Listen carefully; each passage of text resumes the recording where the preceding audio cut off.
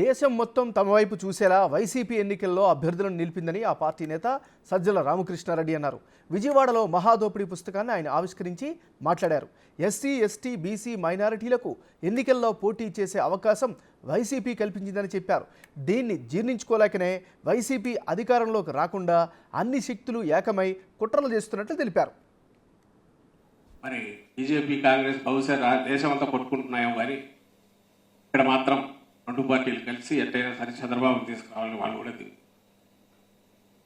ఎందుకు ఇన్ని పార్టీలన్నీ అన్ని రకాల శక్తులు ఏకమవుతున్నాయి అంటే వాళ్ళ స్టైల్ ఆఫ్ రాజకీయాలకు జగన్మోహన్ రెడ్డి గారు నచ్చట్లా.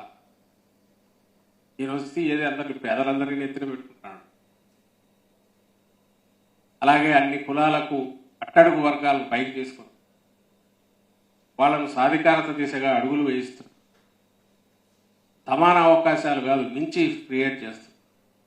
అది నొప్పించి కాదు, అన్ని వర్గాల వారిని మెప్పించి ఇది అవసరం అనేది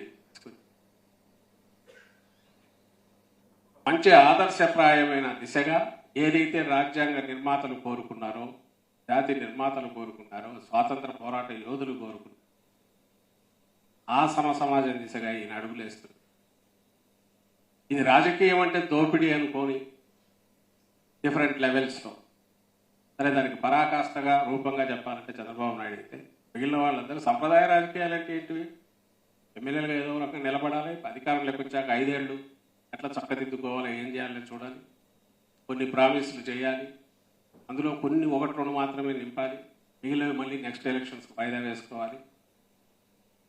ప్రజలకు ఎప్పుడు ఒక క్యారెట్, ఒక స్టిక్, క్యారెట్ ముందు చూపుతున్నారు ఎన్నికలు వచ్చేసరికి.